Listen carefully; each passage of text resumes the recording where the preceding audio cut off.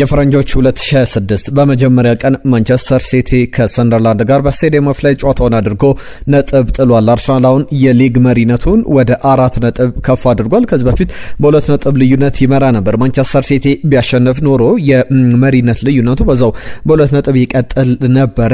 ነገር ግን አሁን የ4 ነጥብ ልዩነቱን ይዞ ቀጥሏል። 2026 ተጀምሯል። በአዲሱ የፈረንጆች ዓመት በአርሰናል በኩል ምን ይጠበቃል? የጥር የዝውውር መስኮትም በይፋ ተከፍቷል። ሰላም ጤና ይስጥልን ውድ የኢትዮ አርሰናል ቻናል ቤተሰቦች እንደምን አላችሁ? ስፖርታዊ ጉዳዮቻችን ተጀምሯል። በርከት ያሉ ጉዳዮችን የነገርናችሁ እንቆያለን። 2025 እንዴት አለፈ፣ 2026ስ እንዴት ይቀጥላል እያለን የምናነሳቸው ጉዳዮች አሉ። ከአርሰናል ጋር በተያያዘ በ2025 ምን ያክል ጨዋታዎችን አደረገ፣ ምን ያክል ክብረ ወሰኖችን አሻሻለ፣ ከዚህ በፊት ያልሰማችኋቸውን ያላነሳናቸውን ጉዳዮች ጨምሮ የነገርናችሁ እንቆያለን። ዝውውሮችንም ይዘናል። በጥር የዝውውር መስኮት አርሰናል በየት በኩል ሊሳተፍ ይችላል፣ ምን አይነት እቅዶች አሉት የሚለውን እናነሳለን።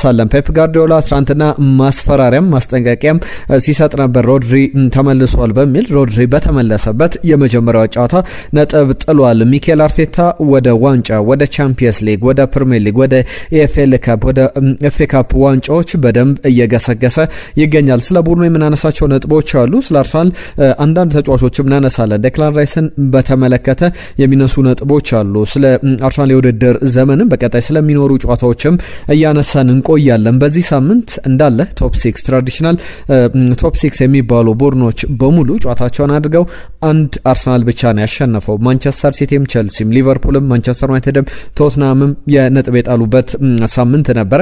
19ኛው ሳምንት ወይም የእንግሊዝ ፕሪሚየር ሊግ የመጀመሪያው ሀፍ ሲዝን ተጠናቋል። በዝርዝር የምናነሳቸው ነጥቦች አሉ። አብራችሁን ቆዩ። የኢትዮ አርሰናል ቻናልን ሰብስክራይብ አድርጉ። ይህንን ቪዲዮ ላይ ካድርጋችሁ እንድትጀምሩ አስቀድሜ ላስታውሳችሁ። በርከት ያሉ ነጥቦችን እያነሳን እንቆያለን። መልእክቶቻችሁንም ጻፉልን።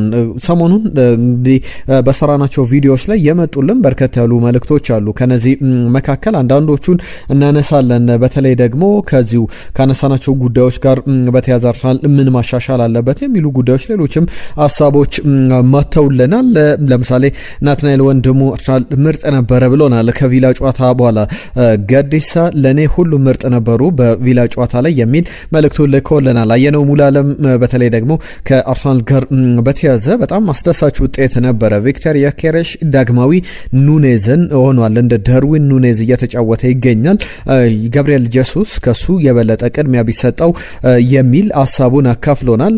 አድማሱ የተባለ አድማጫችን በ66 ዓመቴ ነው አርሰናልን ረጅም ጊዜ ስደግፍ ነበረ። አሁን ጡረታ ወጥቼ ከወጣቶች እኩል አርሰናልን እየደገፍኩ እገኛለሁ ብለውናል። በ66 ዓመታቸው የአርሰናል ምርጥ ደጋፊ ሆነው እየተመለከትናቸው እንገኛለን። መልእክቶቻቸውንም ልከውልናል።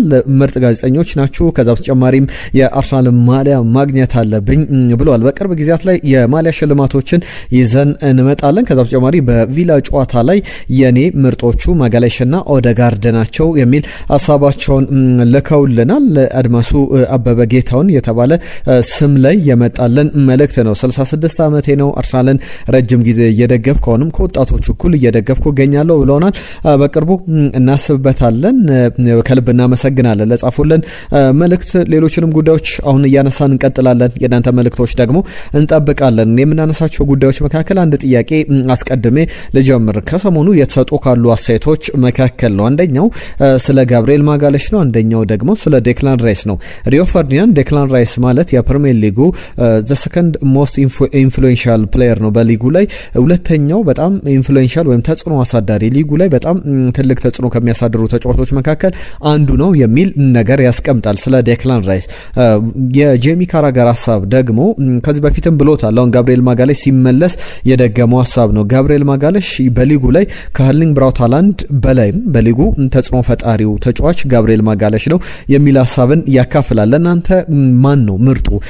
ጋብሪኤል ማጋሌሽ ነው ወይስ ደግሞ ዴክላን ራይስ? ተጽዕኖ ፈጣሪ በአርሰናል ውጤት ላይ ማን ቢጎዳ አርሰናል የበለጠ ተጎጂ ሆኖ ይቀጥላል የሚለውን እስቲ ሀሳቦቻችሁን ጻፉልን። ዴክላን ራይስ ወይስ ደግሞ ጋብሪኤል ማጋሌሽ? እነሱ የሰጧቸው አስተያየቶች አሉ። መለስ ብለንም በዝርዝር እንመለከተዋለን። ሌሎች ጉዳዮችን እናንሳ።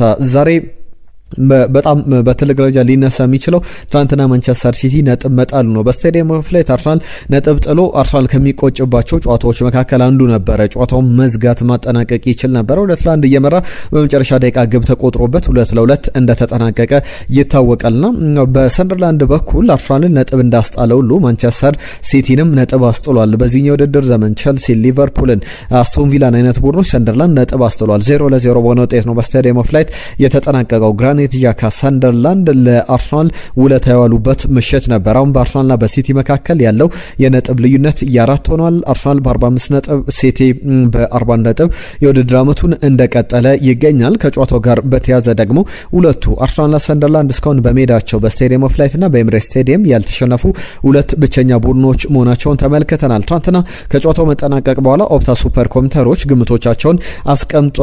ስትሪምላይት አድርገው የውድድር ዓመቱን አሁንስ ማን ያሸንፋል የሚለውን ከትናንትና ውጤት በኋላ ከ19ኛ ሳምንት ወይም የውድድር ዓመቱ ሀፍ ሲዘን ከተጠናቀቀ በኋላ ማን ያሸንፋል የሚለውን ግምታቸውን አስቀምጠው ነበረ። 77.1 በመቶ አርሰናል ያሸንፋል፣ ሊጉን 2025/26 በአርሰናል ሻምፒዮንነት ይጠናቀቃል ሲሉ ማንቸስተር ሲቲ 18.3 በመቶ እድል አለው የሚል ነገር አስቀምጠዋል።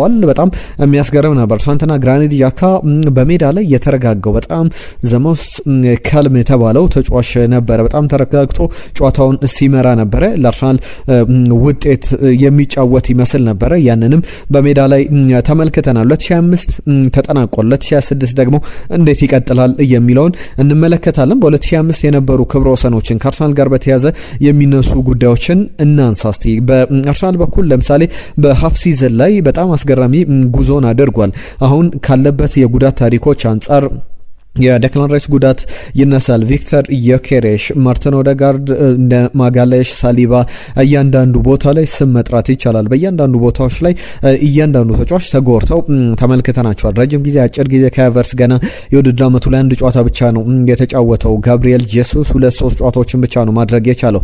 ጋብሪኤል ማርቲኔሊ ጉዳት ላይ የሰነበተ ነው። ሊያንድሮ ትሮሳርድ፣ ቡካዮ ሳካን መጥቀስ ይቻላል እና እነዚህ ሁሉ ተጫዋቾች በጉዳት ያጣው አርሰናል አሁንም ሊጉን እየመራ ይገኛል። 45 ነጥቦችን ሰብስቧል። ከማንቸስተር ሲቲ የ4 ነጥብ ልዩነትን ይዟል። ከአስቶን ቪላ ጋር የ6 ነጥብ ልዩነት አለው። በዚህ ጉዞ ላይ በሀፍ ሲዝን ላይ ከሜዳ ውጪ ማንቸስተር ዩናይትድን ኦልድ ትራፎርድ ላይ፣ ሊቨርፑልን በአንፊልድ፣ ኒውካስል ዩናይትድን በሴንት ጄምስ ፓርክ፣ ቸልሲን ደግሞ በስታንፎርድ ብሪጅ ገጥሞ እንደነበረ ይታወቃል። ቪላን ከሜዳውም ውጪ በሜዳውም ገጥሟል። ሲቲና ቶትናምን ደግሞ ኤሚሬትስ ላይ ገጥሞ ተጫውቷል። 19 ሳምንታት አልፈዋል። አሁንም ግን አርሰናል የሊጉ መሪ ነው። ካፒታላይዝ ያደረገባቸው ከባለፈው ዓመት አንጻር ዘንድሮ 12 የተሻሉ ነጥቦችን ሰብስቧል። በእነዚህ ጉዞዎች ላይ ለምሳሌ ኒውካስል ዩናይትድን አምና በሜዳው እየገጠመበትና የተሸነፈበት በዚህ በሴንት ጄምስ ፓርክ ኒውካስል ዩናይትድን ገጥሞ አምና ተሸንፎ ነበር፣ ዘንድሮ አሸንፏል።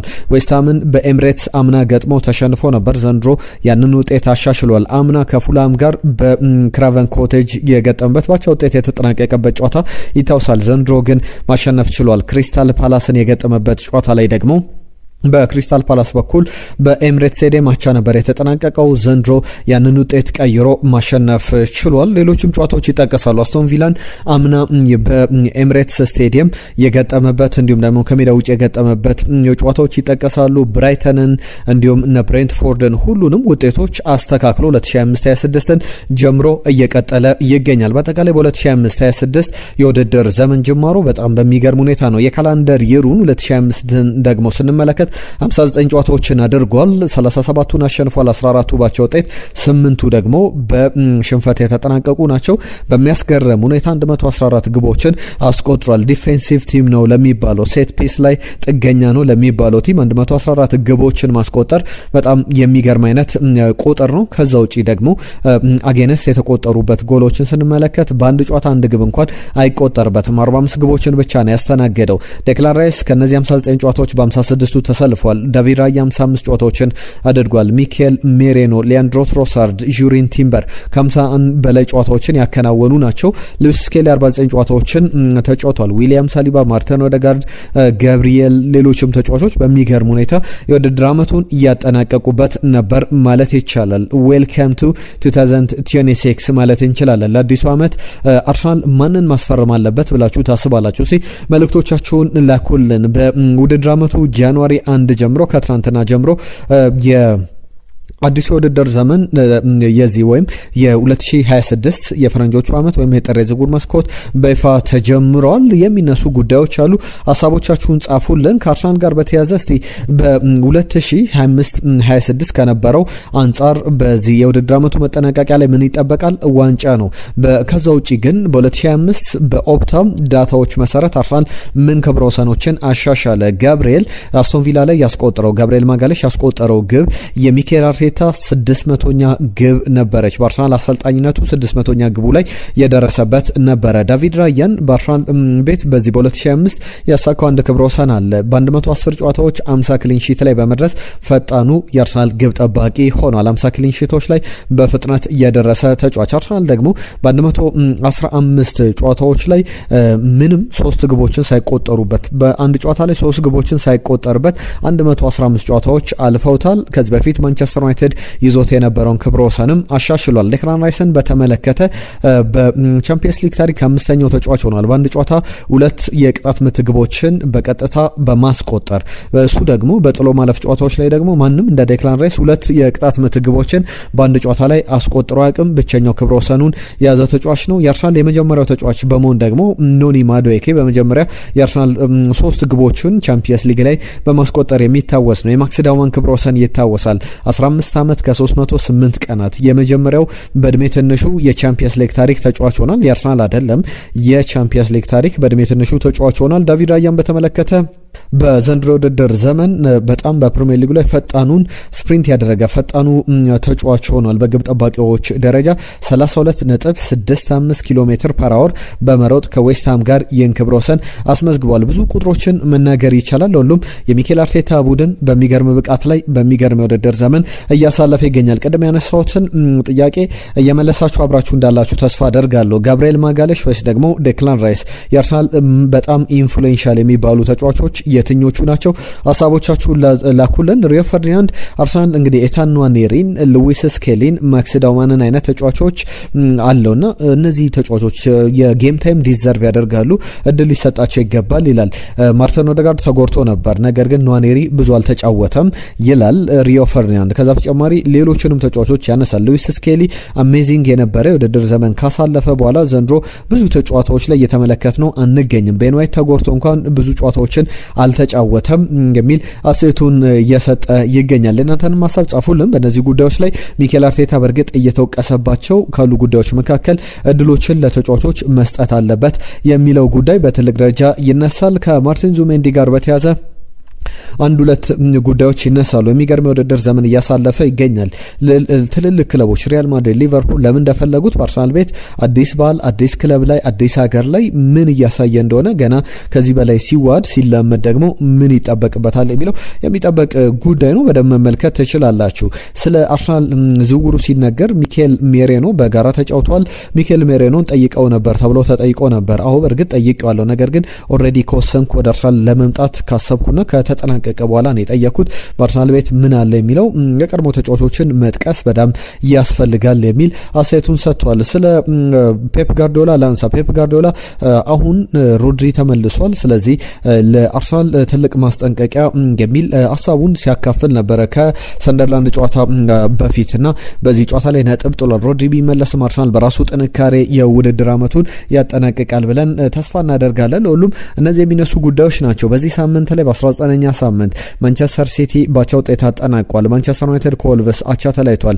ቶትናም ሆትስፐር በተመሳሳይ ሊድስ ዩናይትድ እና ሊቨርፑል ባቻ ውጤት አጠናቋል። ቦርመዝ እና ቼልሲም አቻ ውጤት ነው የተለያዩትና ቶፕ 6 የሚባሉ ቡድኖች ትራዲሽናሊ ከአርሰናል ውጪ አንዳቸውም ጨዋታ ያላሸነፉበት ውጤት ሆኗል። አርሰናል ስኳድ አንድሬ አርማን አናውስ በተለይ ማርከስ ራሽፈርድን ይመስላል የሚባልለት ባጫወትም በባህሪም በብዙ ነገር ጥሩ አቅም ያለው በጣም ፈጣን የሚባል ተጫዋች ነው። በቻምፒየንስ ሊግም ላይ በፕሪሚየር ሊግም ላይ በአንዳንድ ጨዋታዎች ላይ ሲጫወት ተመልክተነዋል። ከዋናው ቡድን ጋር ልምምድ ስለመስራት የሰጠው አስተያየት አለ። የሚገርም ነው። በየዕለቱ ከነዚህ ተጫዋቾች ጋር ልምምድ መስራት በምን አይነት ተጫዋቾች የዓለማችን ምርጥ ተጫዋቾች እንደተከበብክ ይሰማልና በቀጥታ ሌቭል ከፍ ይላል፣ ደረጃችን ከፍ ብሏል። ከነሱ ጋር ከነ ጋብሪኤል ማርቲኔሊ ጋር ከነ ቪክተር ዮኬሬሽ ጋር ከነ ዊሊያም ሳሊባ ጋር ከነ ጋብሪኤል ማጋሌሽ ጋር ጁሪየን ቲምበር ጋር ልምምድ መስራት ሌቭላችንን በደንብ አሳድጎታል። በጣም በየዕለቱ ጠንከረን ለመስራት ተገደናል። ከዛ በተጨማሪ ራሳችንን አዲስ ስታንዳርድ የተለየ ደረጃ ላይ እንድናገኝ በጣም እየለፋን እንገኛለን የሚል አስተያየቱን ሰጥቷል። ጃንዋሪ 1 መግባቱን ሳነሳላችሁ ነበር። በዝውውር አርሰናል ማንን ሊያስፈርም ይችላል ትልቁ ጥያቄ ነው። ከአርሰናል እቅዶች ጋር በተያያዘ የሚነሱ ሀሳቦች አሉ፣ እነሱን እናነሳለን። ከዛ አስቀድሜ ጋብሪኤል ኢየሱስን ጉዳይ ላንሳ። ጋብሪኤል ኢየሱስን በተመለከተ ባለፈው በተለይ ግብ ካስቆጠረ በኋላ አይ ቢሎንግ ቱ ጂሰስ የሚል ከዚህ በፊት እንደሚታወቀው አንድ መለያ ነበረ ሪካርዶ ካካይዞ ለብሶት ከቲሸርቱ ስር ለብሶት ወይም ከማሊያው ስር ለብሶት ወደ ካሜራዎች የታየና በታሪክ ግጥምጥሞች ያንን የሚያሳይ ሌላ መለያ ጋብሪኤል ኢየሱስ ግብ አስቆጥሮ በአስቶን ቪላ ጨዋታ ላይ አራተኛውን ግብ ሲያስመለክተን እንደነበረ ተመልክተናል። ለሁሉም በእነዚህ ጉዳዮች ላይ ከሚነሱ ጉዳዮች መካከል አሁን ምናልባት ጋብሪኤል ኢየሱስ ሊቀጣ ይችላል በእንግሊዝ እግር ኳስ ማህበር የሚሉ ስጋቶች አሉ። ምክንያቱም ደግሞ እንደዚህ አይነት ሃይማኖታዊ፣ ፖለቲካዊ፣ ፐርሰናል መልእክቶችን በመለያ ላይ ማሳየት በጽሁፎችን በተለያየ መንገድ በምስልም ማሳየት ፈጽሞ የተከለከለ ነውና ያንን ደግሞ ማድረጉን ተከትሎ ሊቀጣ ይችላል ተብሏል። በእርግጥ ኮዲ ሃክፖ ባለፈው የውድድር ዘመን ይህንን ተመሳሳይ ነገር አድርጎ ነበረ ቢሎንግ ቱ ጂሰስ በሚል ከቲሸርቱ ስር ጽሁፍ አስነብቦ ነበር። ነገር ግን የእንግሊዝ እግር ኳስ ማህበር በምክር ነበር ያለፈው። የጋብሪኤል ኢየሱስ ጉዳይ ጋብሪኤል ኢየሱስ ይቀጣል ወይስ ደግሞ በዚህ በተመሳሳይ መንገድ ይታለፋል የሚለው በትልቅ ደረጃ የሚጠቀስ ጉዳይ ነው። ለሁሉም ከዝውውር ዜናዎች ጋር በተያያዘ አርሰናልን በተመለከተ በጥር የዝውውር መስኮት የአርሰናል ሃይራርኪ አርሰናል በዚህ ባለው ስብስብ ኬፓብል ነው ፕሪሚየር ሊጉን ለማሸነፍ ብሎ ያስባል። ነገር ግን አማራጮች ካሉ ማርኬቱ ሞኒተር እያደረገ ይገኛል። በአርሰናልም ሊለቁ የሚችሉ ተጫዋቾች አሉ በሚል ዘገባዎች አሉ። ቀደም ሳነሳቸው የነበሩ ወጣት ተጫዋቾችን በተመለከተ ሉዊስ ስኬሊ ወይም ደግሞ ኤታን ንዋኔሪን የተመለከተ ነው። እነዚህ ተጫዋቾች ጌም ታይም በደንብ ጊዜ እያገኙ አይደለም። በተለይ ኤታን ንዋኔሪ ረጅም ጊዜ ጉዳት የሚያጋጥማቸው ተጫዋቾች ከሌሉ ወደ ቦርመዝ ሊሄድ የሚችልበት እድል አለ በሚል እየተነሱ ያሉ ጉዳዮች አሉ። ከሊዮን ጎርቴዝ ጋር በተያዘ አንዳንድ ሪፖርቶች ከጀርመን እየወጡ ይገኛሉ። የባየር ሙኒክ ተጫዋች ነው። በሚገርም ብቃት ላይ ለረጅም ዓመታት ተጫውቷል። ልምድ ያለው አሸናፊ የሚባል አይነት ተጫዋች ነውና ወደ አርሰናል ያንን ማምጣት ይችላል። ጥሩ የስኳር ተጫዋች ይሆናል ተብሎ የሚጠበቅ ተጫዋች ነው። ወደ አርሰናል ሊመጣ ይችላል የሚሉ ዘገባዎችን ተመልክተናል። ከካቨርስ ጋር በተያዘ የሱም ወኪል የሊዮን ጎርሴስ ጋር ወኪልም ተመሳሳይ ናቸውና ለአርሰናል ሰዎች ተጫዋቹን ኦፈር አድርገውታል። ተጫዋቹን አርሰናል እንዲያስፈርሙ ጥያቄ አቅርበዋል። አርሰናል ግን በነፃ ዝውውር በክረምቱ ማስፈረም ይፈልጋል እንጂ ተጫዋቹን ገንዘብ አውጥቶ ማምጣት አይፈልግም። አትሌቲኮ ማድሪድ፣ ሴቪያ፣ ማንቸስተር ዩናይትድ፣ ቶትናምን ጨምሮ የተጫዋቹ ፈላጊ ስለመሆናቸው የሚያሳዩ ዘገባዎች አሉ። ከአርሰናል ጋር በተያያዘ ሌሎች በዝውውር ከሚነሱ ዘገባዎች መካከል አንዱ ለዘገባዎችን እናንሳ። ሮቢኒዮ ፓዝ የተባለ ተጫዋች አለ። የተጫዋች በማርሴይ እየተጫወተ ይገኛል። ወደ አርሰናል እንደሚመጣ እየተጠበቀ ከሚገኙ ስሞች መካከል አንዱ ነው። በትልቅ ደረጃ ጥሩ አቅም አለው። ዘንድሮ ብዙ ጌም ታይም ባያገኝም በማርሴይ ነገር ግን ግቦችን እያስቆጠረ ተመልክተናል። ለምሳሌ 4 ግቦችን አስቆጥሯል። 2 ለግብ የሆኑ ኳሶችን አቀብሏል። እንደሚጫወትበት የጨዋታ ታይም ጌም ታይሙ ብዙ ግቦችን አስቆጥሯል ማለት ይቻላል። ፉቶ መርካቶ እንደሚዘገበው ከሆነ ሮቢኒዮ ፋዝን በተመለከተ እስከ 18 ሚሊዮን ዩሮ እስከ 25 ሚሊዮን ዩሮ ተጫዋቹ መልቀቅ ይፈልጋል። ማርሴይ ወደ አርሰናል ሊመጣ የሚችልበት እድል አለ የሚሉ ዘገባዎችን ተመልክተናል። ሌላኛው ትልቁ የዝውውር ጉዳይ ደግሞ ከአርሰናል ጋር በተያያዘ ሊነሳ የሚችለው ጉዳይ ከኢንትራክት ፍራንክፈርት ሊያመጣ ይችላል የተባለው የ20 ፈረንሳዊው የመስመር አጥቂ ዦን ማቴዮ ባሆያ ነው። ዦን ማቴዮ ባሆያ በተለይ ኢንትራክት ፍራንክፈርት በቅርብ ጊዜያት ላይ ኦማር ማርሙሽን አይነት ተጫዋቾች፣ ራንደል ኮሎማኒን፣ ኡጎ ኤኪቲኬን አይነት ተጫዋቾችን ለቆ ተመልክተናል። ወደ አውሮፓ ትልቅ ክለቦች ተዘዋውሯልና ተረኛው ደግሞ 60 ሚሊዮን ዩሮ የተገመተው ዦን ማቴዮ ባሆያን ለማስፈረም አርሰናል ፍላጎት አለው ተብሏል። የኢንትራክት ፍራንክፈርት ሰዎችም ተጫዋቹን ይለቁታል ተብሎ ይጠበቃል። እስከ 2029 ድረስ ውላለው። ነገር ግን በአርሰናል በኩል 60 ሚሊዮን ዩሮ አሁን አርሰናል ካለው የገንዘብ አቅም አንጻር ብዙ ላይሆን ይችላል ተብሏል። በጥር ዝውውር መስኮት ልትሰሟቸው የምትችሏቸው ስሞች አሉ። ኬነን ዩልዲዝ ከዩቬንቱስ፣ ጀርሚ ጃኬት ከሬንስ፣ ማርክ ጌ ከክሪስታል ፓላስ፣ ከሬም አዲየሚ ከቦሩሲያ ዶርትመንድ፣ ኮንስታንቲን ኢንፋንቲንስ ካርቴታስ ከጌንክ ግሪካዊ ተጫዋች ነው። በአማካኝ ስፍራ ላይ የሚጫወት ወጣት ተጫዋች ነው። ከኤሲ ሚላን ዳቪድ ባርታሳጌ የሌፍት ባክ እንዲሁም ደግሞ ሴንተር ባክ ሆኖ መጫወት ይችላል። ሮድሪጎ ሞንዴዛ አማካኝ ስፍራ ላይ ከኤልቼ ሊመጣ የሚችል ተጫዋች ነው። ሌላኛው የቤልጅየማዊ ታሌክት አሌክዛንደር ስታንኮቪች በቤልጅየም እየተጫወተ የሚገኝ በክለብ ብሩገ እየተጫወተ የሚገኝ ተጫዋች ነው። ወደ አርሰናል ሊመጣ ከሚችሉ ተጫዋቾች መካከል ስሙ ይጠቀሳል። ነገ አርሰናል ከቦርመዝ ይጫወታል። ምሽት 2:30 ላይ በነገው ቪዲዮአችን ላይ በዝርዝር የምንመለስበት ጨዋታ ነው። አርሰናል ጨዋታውን ስለስንት ያጠናቀቃል? ግምቶቻችሁን ላኩልን። አርሰናል ከቦርመዝ ስለስንት ይጠናቀቃል? በተለይ ከቦርመዝ ጋር በተያዘ በቅርብ ዓመታት ላይ የነበሩ ውጤቶች የሚጠቀሱ ናቸው። እስቲ ጨዋታዎቹን አንዳንዶቹን እናንሳ። በእርግጥ አርሰናል መሪነቱ ማጠናከር አለ። ባለፈው የ2024-25 የውድድር ዘመን ላይ ከነበሩ ጨዋታዎች መካከል አርሰናል በኤምሬትስ በቦርመዝ 2-1 በሆነ ውጤት ተሸንፏል። ከዛ በተጨማሪም በቦርመዝ ሜዳም በቪታሊቲ 2-0 በሆነ ውጤት የተሸነፈበት ጨዋታ ክሪስቲ እንዲሁም ደግሞ ክላይቨርት ፍጹም ቅጣት ምት አስቆጥሮ የተጠናቀቀው ጨዋታ እንዲሁም ደግሞ በአርሰናል ሜዳ በኤምሬትስ ዴክላን ራይስ ግብ ያስቆጥሮ በሁለተኛው አጋማሽ ዲያን ሆጅሰን እንዲሁም ደግሞ ኤቫን ኒልሰን ግብ አስቆጥሮ በቦርመዝ 2-1 በሆነ ውጤት የተሸነፈበት ከ6.6ቱንም ቦርመዝ የወሰደበት ነበረ። 2024-25 የውድድር ዘመን 25-26 ላይ ግን የነገር መቀየር አለበት። አርሰናል በጠንካራ ምት ቦርመዝን ማሸነፍ አለበት። የአንዶኒ ኢራዮላ ቡድን ቪታሊቲ ላይ መሸነፍ አለበት። ይህንን ጨዋታ ግምቶቻችሁን ላኩልን። በጣም አስፈላጊ ጨዋታ ነው። አርሰናል በቀጣይ የሚያደርጋቸው ጨዋታዎች በዋንጫ ፉክክሩ ላይ ደግሞ በጣም አስፈላጊ ናቸው። ከቦርመዝ ጋር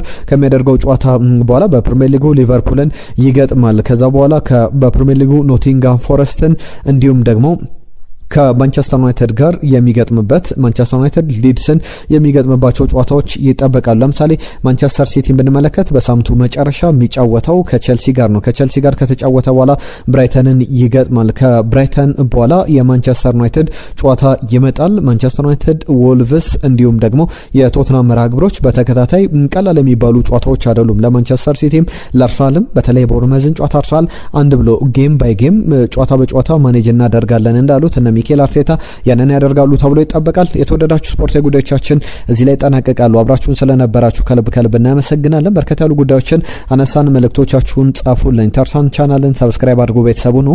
ለአርሰናል ቤተሰቦች ሼር አድርጉ፣ አስተዋውቁልን ቻናላችንን። ይህንን ቪዲዮም እንዲሁ ሼር እያደረጋችሁ ለብዙ የአርሰናል ደጋፊዎች እንዲደርስልን አስተዋጽኦአችሁን እንፈልጋለን። አሁን እዚህ ላይ እናጠናቀቃለን። ነገ የአርሰናል የቦርመዝ ጨዋታ ፕሪማች አናሊሲስ ይዘን ጨዋታውን በተመለከተ ዝውውሮችንም እያነሳን እንቆያለን። ነገ በአዳዲስ ጉዳዮች እንመለሳለን። ጤና ይስጥልን።